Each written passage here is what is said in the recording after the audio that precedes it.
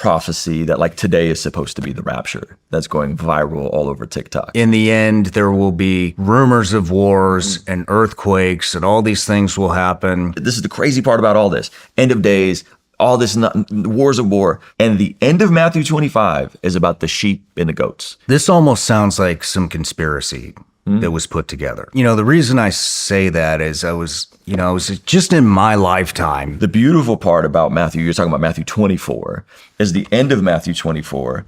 Jesus says in verse 36, but about that day or hour, no one knows, not even the angels in heaven, nor the Son, but only the Father. I feel like that would be like me saying, you know, when the end times come, you'll start to see men cheating on their wives. You know what I mean? And it's like, men have been cheating on their wives since the beginning of the time. Not all men, but Jesus is coming back. The world's going to get dark.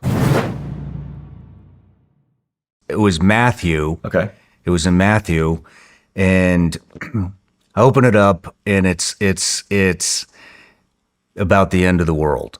And I'm like, well, this isn't the inspiration I was hoping abomination for. of desolation and all that. And it was talking about, he was talking about, you know, in the end, there will be rumors of wars and earthquakes and all these things will happen. And I don't want anybody to think I am mocking the Bible, because I look at that, you know, that is, you know, even though I haven't read it all, but I have given my life to Christ, and that's the way I try to live, you know, the best that I can, I guess, right? But, you know, I'm reading that and I started thinking about it, and a lot of the guys on my team are a lot more educated on the Bible than I am, you know, from their upbringing and stuff. And so I called Darren. He's my lead editor. Or I didn't call him, I was texting him, and I was like, you know, man, I was like, this almost sounds like some conspiracy that was put together. And, you know, the reason I say that is I was just in my lifetime, we have always been at war. And so, you know, rumors of wars and wars. There's, you know, very young, we had Desert Storm. The U.S. spent 20-something years, you know, in Afghanistan, Iraq. We've been to Somalia, we've been to Panama, we've been to Colombia, you know, and I was like, man, I don't even remember a time where there wasn't war. And those are just wars that the U.S. were involved in. That's not, you know, all the civil wars that are going on in Africa, the Middle East, and in Israel and South America, you know, and then I was thinking even more, and I was like, I don't think there's ever been a time of peace in human existence.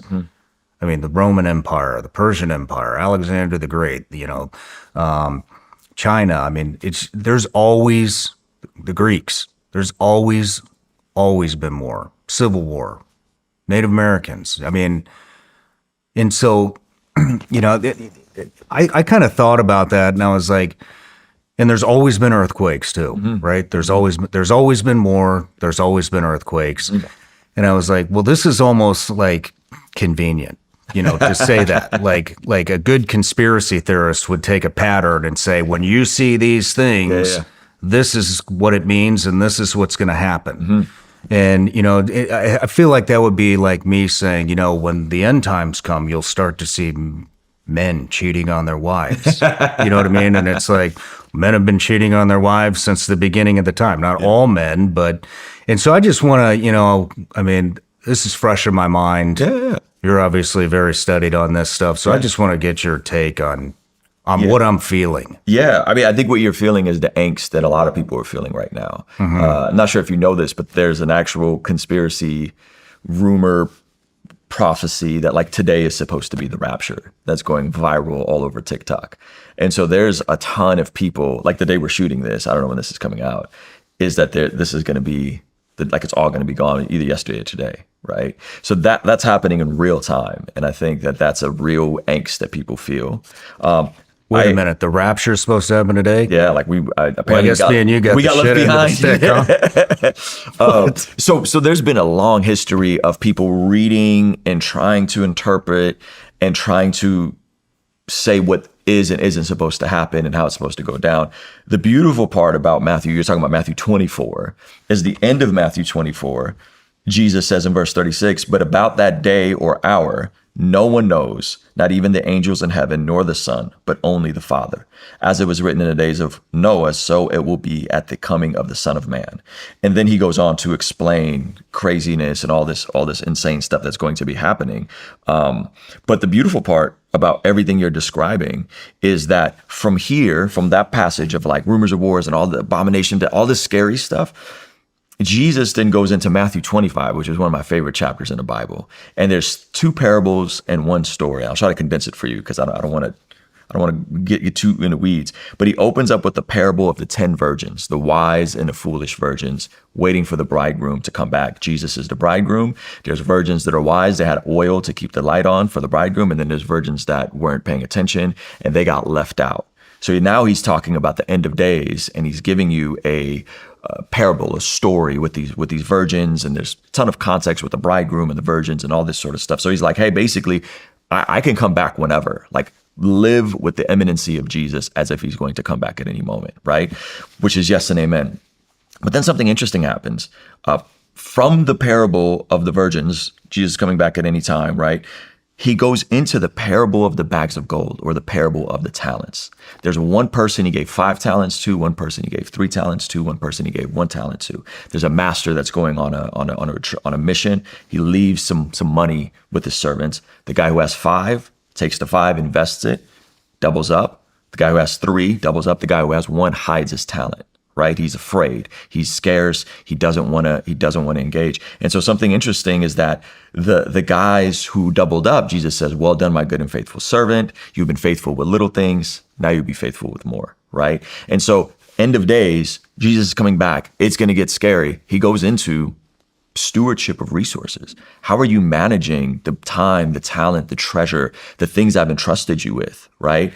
So in light of the whole conversation of the end of days, it goes right into, hey, what are you doing with what you've been given, right? What have you been doing with the time, talent, and treasure that you've been given? And the person that doubles up, he's rewarded, he's celebrated. The person that doesn't, he's rebuked. And it says, verse 26, this is the person that had the one and buried it. He was afraid. He didn't want to try. Verse 26 in Matthew 25 says, his master replied, you wicked, lazy servant. So you knew that I have harvest where I have not sown and gather where I have not scattered seed. Well, then you should have put my money on deposit with the bankers so that when I returned, I would have received it back with interest. So that lazy one, he rebukes him. But this is the crazy part about all this. End of days, all this wars of war. Live as if Jesus is going to come back. Make the most of your time, talent, and treasure. And the end of Matthew 25 is about the sheep and the goats. And Jesus goes on to say, I'll just read it to you because I'm trying to paraphrase, but I'll just read it to you. It says, when the Son of Man comes in his glory, the end of days, and all the angels with him, he will sit on his glorious throne. All the nations will be gathered before him, and he will separate the people one from another as a shepherd separates the sheep from the goats. He will put the sheep on his right and the goats on his left. Then the king will say to those on his right, come you who are blessed by my Father, take your inheritance, the kingdom prepared for you since the creation of the world. Verse 35, for I was hungry, and you gave me something to eat. I was thirsty, and you gave me something to drink. I was a stranger, and you invited me in. I needed clothes, and you clothed me. I was sick, and you looked after me. I was in prison, and you came to visit me. Then the righteous will answer him and say, Lord, when did we see you hungry? And when did we and feed you, or thirsty and give you something to drink? When did we see you a stranger and invite you in, or needing clothes? When did we see you sick or in person or go visit you? Verse 40, and the king replies, truly I tell you, whatever you did for one of the least of these brothers and sisters of mine, you did to me. So from when we read all of this in context, I think the big idea from Matthew 24 and 25 is, hey, Jesus is coming back. The world is going to get dark. However, as people of the book, as followers of Jesus, as people of the way, our job is to utilize our time, our talent, our treasure, our platform, our personalities to usher in the most amount of good so that we can help the least of these. And the least of these might be the widow and the orphan. The least of these might be the persecuted Christians overseas. The least of these might be those folks in our own country that have a distorted worldview. But ultimately, as followers of Jesus, regardless of when the end comes, we're called to care for the least of these. We're called to utilize and be faithful with what's in front of us. And in that, be a blessing to other people. So that like the end of days stuff, every single talk on the end of days in the New Testament all goes back to, and live such good lives among the pagans that though they accuse you of doing wrong, they see your good deeds and glorify God on the day he visits, right?